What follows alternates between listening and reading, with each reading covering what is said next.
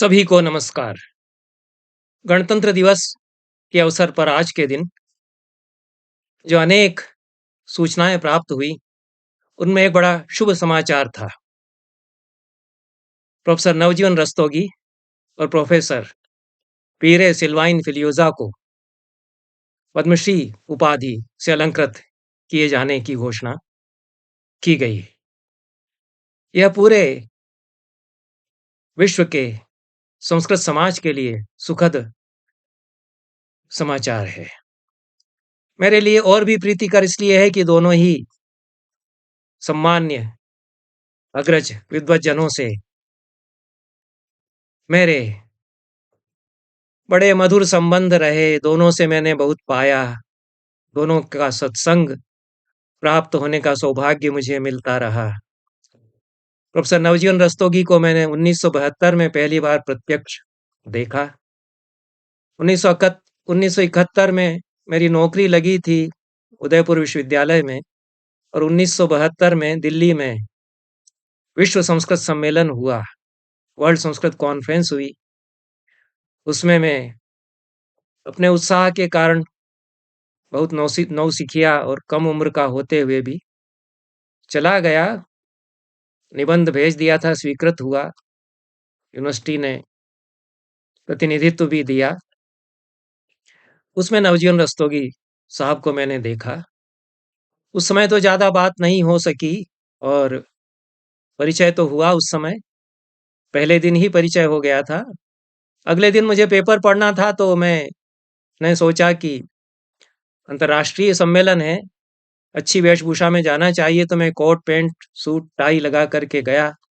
नवजीवन रस्तोगी साहब ने मुझे देखा, कुछ खुश होकर के और कुछ थोड़ा-सा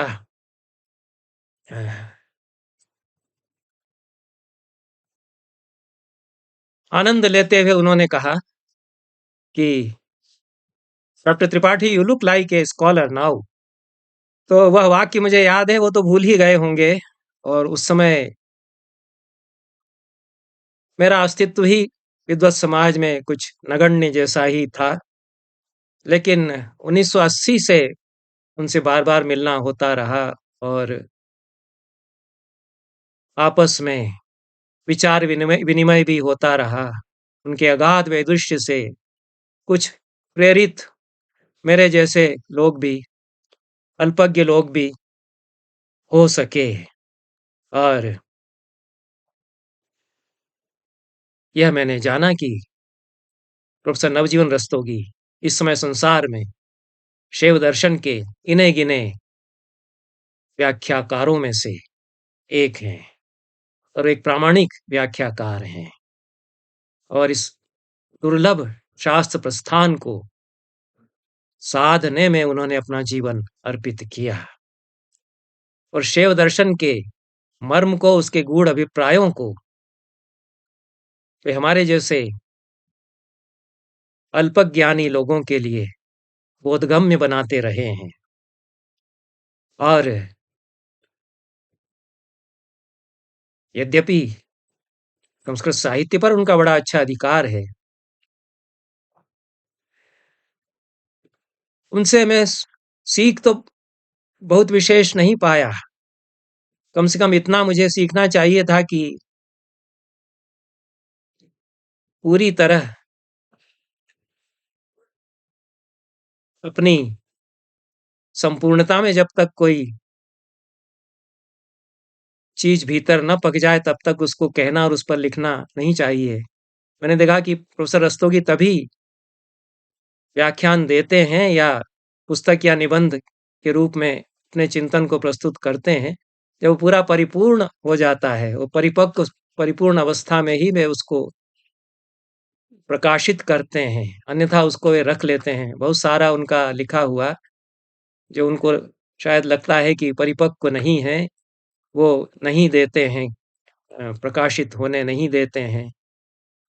मैंने तो ऐसा नहीं किया है और मेरे गुरुजी प्रोफ़ेसर रामजी उपाध्याय कहते थे कि लोग गलतियाँ निकालेंगे और गलतियाँ रह जाएँगी, इस डर से रखे रहेंगे हम, तो रखा ही रह जाएगा। तो मैंने उनकी बात ज़्यादा मानी लेकिन प्रोफेसर नवजीवन रस्तोगी ने जितना जो कुछ लिखा, विपुल लेखन उनका है शैव दर्शन पर, वह सदैव परिमार्जित, परिष्कृत, सुचिंतित ही हुआ करता है। और उनका वक्तव्य भी शैव दर्शन पर, शैव शास्त्र पर इसी प्रकार से हुआ करता है। और भाषा की जो संपन्नता और समृद्धि है, अभिव्यक्ति की जो निपुणता है उनमें, वो भी अनुकरणीय है हम लोगों के लिए, बाद की पीढ़ी वालों के लिए। इतनी सुंदर हिंदी में वे लिखते और बोलते हैं, उतनी ही चेस्ट और एलिगेंट जो इंग्लिश है, बहुत ही शिष्ट, परिमार्जित अंग्रेजी, उसमें भी वे लिखते हैं। वे विश्व को भी संबोधित करते हैं और भारत के छात्र समुदायों को भी संबोधित करते हैं। यहाँ अवसर नहीं है कि मैं उनकी किताबों पर चर्चा करूं। उनके निबंधों से मैं बहुत लाभान्वित होता रहा। पुस्तकें इतनी मोटी हैं, पूरी अब नहीं पढ़ पाया, अपने चित्त चांचल्य और धैर्य की कमी के कारण। लेकिन अभी भी इच्छा है कि जितनी पुस्तकें उनकी मेरे पास हैं, पूरी पढ़ूंगा। यदा-कदा तो कुछ पढ़ता ही हूँ। बहुत-बहुत अभिनंदन मैं करता हूँ प्रोफेसर नवजीवन रस्तोगी का, और वो सक्रिय रहें, शतायु हों, यह कामना भी करता हूँ। जितना सम्मान भारत को, भारत के संस्कृत समाज को करना चाहिए था प्रोफेसर नवजीवन रस्तोगी का, उतना नहीं किया गया उनका। और जब संस्कृत समाज ने नहीं किया उतना, तो राज्य शासन व्यवस्थाएं क्यों उतना सम्मान करेंगी? प्रोफेसर फिलियोजा के साथ भी बहुत मधुर स्मृतियां मेरी जुड़ी रही हैं, और मन में ग्लानि भी होती है। 2 बार उन्होंने पेरिस बुलाया, दोनों बार मैं जा नहीं सका। स्नेह बहुत वो करते रहे हैं मेरे लिए, मेरे प्रति। वो कितनी निष्ठा से संस्कृत महोत्सव का आयोजन वे करते हैं, प्रतिवर्ष पेरिस में। इसके लिए पेरिस जाते हैं। निवास तो उनका, प्रिय निवास भारत में ही है, कम से कम 6 महीने तो भारत में रहते ही हैं। और संस्कृत महोत्सव के लिए फिर पेरिस जाते हैं। कितने यत्न से प्रतिवर्ष संस्कृत महोत्सव का आयोजन करते हैं, उसमें संस्कृत नाटक कराते हैं। यह निष्ठा उनकी, और पिता की पूरी परंपरा, जो वरिष्ठ फिलियोजा, प्रोफेसर फिलियोजा थे, बड़े वैयाकरण थे। उनकी पूरी परंपरा को उन्होंने किस तरह से आगे बढ़ाया है। उनको सुंदर अभिराम ललित रूप में ज़्यादा देखा है। बहुत उज्ज्वल सफ़ेद धोती कुर्ते में उनको देखा है। कोट पैंट सूट में भी उनको देखा है। और प्रायः युगल मूर्ति ही मैंने देखी, प्रोफेसर फिलियोजा और वसुंधरा जी, उनकी पत्नी, दोनों के प्रायः साथ-साथ दर्शन करने का संयोग मिला, और अनेक आयोजनों में साथ रहा। सबसे अविस्मरणीय स्मृतियाँ हैं 2 आयोजनों की। वाराणसी में योग वशिष्ठ पर संगोष्ठी थी, साहित्य अकादमी की ओर से। मैं साहित्य अकादमी के संस्कृत बोर्ड का कन्वीनर था, इस नाते मुझे उस संगोष्ठी का संयोजन करना था। मुझसे कहा गया कि कुछ विदेशी विद्वान भी आ सकें, तो प्रयास कीजिए। समय इतना कम था कि किस विदेशी विद्वान को मैं बुलाता। मैंने फिलियोजा साहब से और श्रीमती डॉक्टर वसुंधरा फिलियोजा से ही अनुरोध किया कि आप लोग आ जाइए। दोनों आए। मुझे तो कुछ आभास ही नहीं था, कल्पना भी नहीं थी कि योग वशिष्ठ पर ये क्या बोल जाएंगे दोनों। मुझे यही विदित था कि व्याकरण के बड़े विद्वान हैं प्रोफेसर फिलियोजा। वो संस्कृत साहित्य पर भी व्याख्यान देते हैं, संस्कृत बहुत अच्छी लिखते हैं। उन्होंने फ्रेंच भाषा की एक नोवेलेट का, एक उपन्यासिका का बहुत ही बढ़िया अनुवाद, कितनी सुंदर संस्कृत में, परिष्कृत संस्कृत में उन्होंने अनुवाद किया है, वो मुझे भेजा था, और वो मैंने पूरा पढ़ा, उस पर मैंने लिखा भी था। तो यह तो मुझे विदित था कि वो संस्कृत अच्छी बोलते हैं, लिखते हैं, और संस्कृत पर उनका अच्छा अधिकार भी है, व्याकरण के वे बड़े विद्वान हैं। पर योग वशिष्ठ पर वे साधिकार कहेंगे, ऐसा मैंने नहीं सोचा था। लेकिन जो चमत्कार उसमें हुआ है कि प्रोफ़ेसर फिलियोज़ा ने पूरे संसार में योग वशिष्ठ की जितनी जहाँ-जहाँ पांडुलिपियाँ हैं, उनकी जानकारी दी और जो प्रोजेक्ट्स उस पर चल रहे हैं, विशेष रूप से जर्मनी में जो प्रोजेक्ट चल रहा है योग वशिष्ठ के समीक्षित पाठ के संपादन का और वो कितना महत्वपूर्ण है और उसमें कितना कार्य हो गया है, इस सब की जानकारी उन्होंने दी।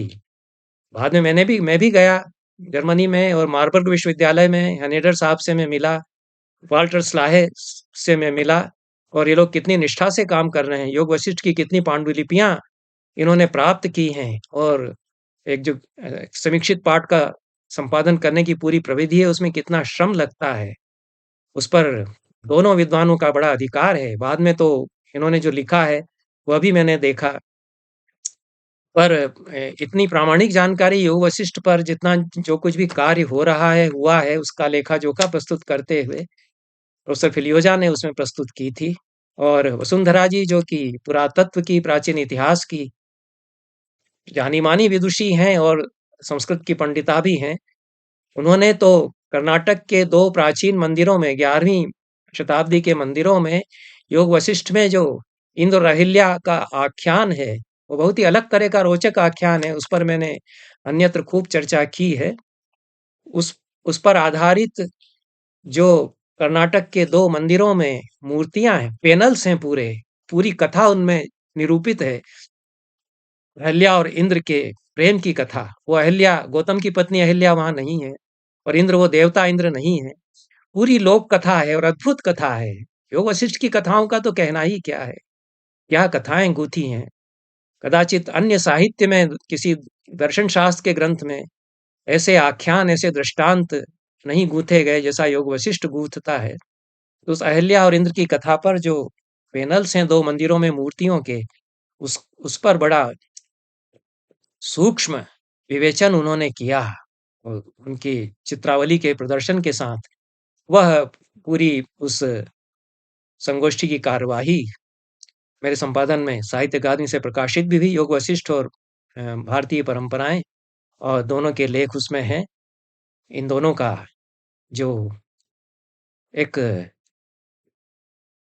संस्कृत के प्रति अनुराग है और जो निष्ठा है विद्या के प्रति, उसको मैं नमन करता हूँ। एक बहुत ही रोचक प्रसंग हुआ।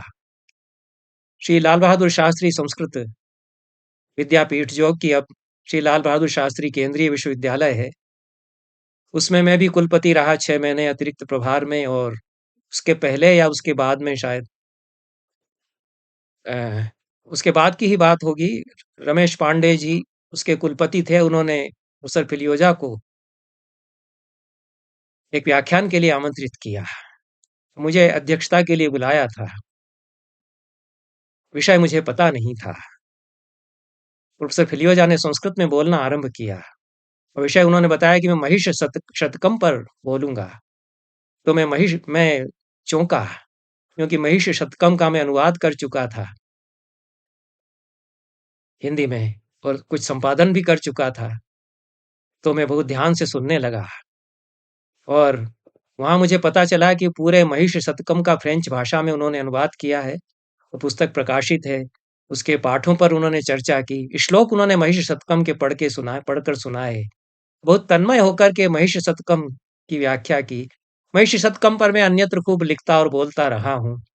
उसके जैसी अन्य कोई कविता संस्कृत में फिर नहीं है। उसके जोड़ की कविता कोई नहीं लिख सका और वह एक अनूठा दुर्लभ ही काव्य है। लेकिन प्रोफ़ेसर फिलियोज़ा साहब ने जो कहा उसके साथ, बहुत ही मार्मिक प्रसंग है। उन्होंने कहा कि मैं कभी महिष शतकम पर व्याख्यान अभी तक नहीं देता था। आज अनेक वर्षों बाद अचानक मुझे लगा कि मैं मुझे महिष शतकम पर बोलना चाहिए। मैं तो वर्षों से इस कृति का पारायण करता रहा हूँ। उन्होंने बताया कि उनके पिता प्रोफ़ेसर सीनियर फिलियोज़ा जब मृत्युशैया पर थे, उनको लग रहा था कि अब मैं बचूँगा नहीं और ये उनके पुत्र युवा पुत्र बगल में बैठे हुए थे।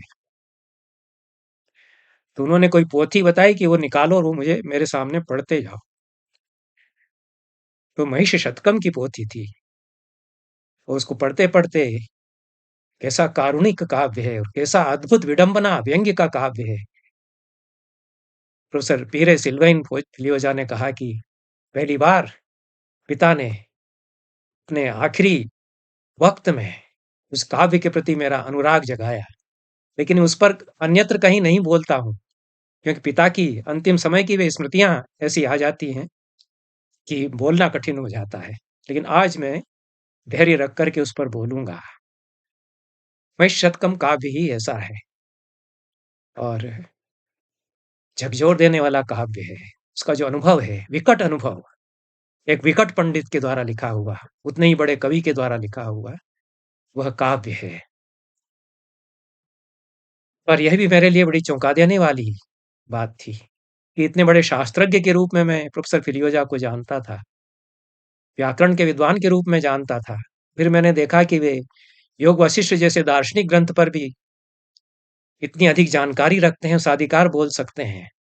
लेकिन वे इतने रसज्ञ हैं, साहित्य प्रेमी हैं और महिषी शतकम पर इतना काम भी कर चुके हैं। यह मुझे उस दिन विदित हुआ। और भी यादें हैं प्रोफेसर फिलियोजा की और फिर से उनके दर्शन हों कभी, मन में कामना तो है। हालाँकि अब आवागमन बहुत कम हो गया और अवस्था उनकी है, प्रोफेसर नवजीवन रस्तोगी भी अवस्था में मुझसे बड़े हैं। दोनों ही विद्वानों के लिए मैं पुनः-पुनः शुभकामना प्रकट करता हूँ और कुछ मेरी आदत ही है, कुछ न कुछ मीन मेघ ही मुझे दिखाई पड़ता है, उसके बिना मैं रहता ही नहीं हूँ। मुझे लगता है कि इन दोनों विद्वानों को पद्म भूषण की उपाधि से अलंकृत किया जाना चाहिए था। जितनी इनकी साधना है विद्या की, जैसी इनकी सारस्वत साधना है, तो पद्म भूषण से ही अलंकृत इनको कम से कम किया जाना चाहिए था। आचार्य रेवा प्रसाद द्विवेदी को उनके जीवन काल में भारत रत्न दिया जाना चाहिए था। हमने, हमारे समाज ने, व्यवस्था ने संस्कृत के विद्वानों का, संस्कृत के परिणत पारंगत विद्वानों का, जिनका कि विश्व को, विश्व की संस्कृति के निर्माण में अद्भुत अनोखा योगदान रहा है, उनका यथोचित सम्मान नहीं किया। ऐसा तो कोई नियम है नहीं कि संस्कृत के विद्वानों को पद्मश्री ही दी जाएगी, क्योंकि गोविंद चंद पांडे जी को भी पद्मश्री की उपाधि दी गई, प्रोफेसर रमारंजन मुखर्जी को भी पद्मश्री की उपाधि दी गई। इन लोगों की भी 60-60 वर्ष की सारस्वत साधना थी और अद्भुत कार्य इन दोनों का था। उस समय भी मुझे लगा था, पंडित बलदेव उपाध्याय को जब पंडित बलदेव बलदेव उपाध्याय को जब पद्म भूषण दिया जा सकता है, तो उतने ही सारस्वत साधना और उपलब्धियों के साथ परिणत प्रज्ञ पंडितों को वैसा ही सम्मान क्यों नहीं दिया जा सकता है। पर पीवी काणे को 1956 में जब पंडित जवाहरलाल नेहरू प्रधानमंत्री थे, तो भारत रत्न दिया जा सकता था, दिया गया। पीवी काणे की जितनी असाधारण उपलब्धियां हैं, उसी तरह की असाधारण उपलब्धियां तो पंडित दामोदर सात वलेकर की भी रहीं और भी पंडितों की रहीं, पंडित रेवा प्रसाद द्विवेदी की भी रहीं। पर जो नहीं हो सका, उसका स्यापा क्या किया जाए। भारतवर्ष है, भारत देश है, इसने सारस्वत साधकों का पूरा सम्मान करना अभी नहीं सीखा है। आगे शायद सीख सके या ना सीख सके। बहुत-बहुत धन्यवाद। नमस्कार।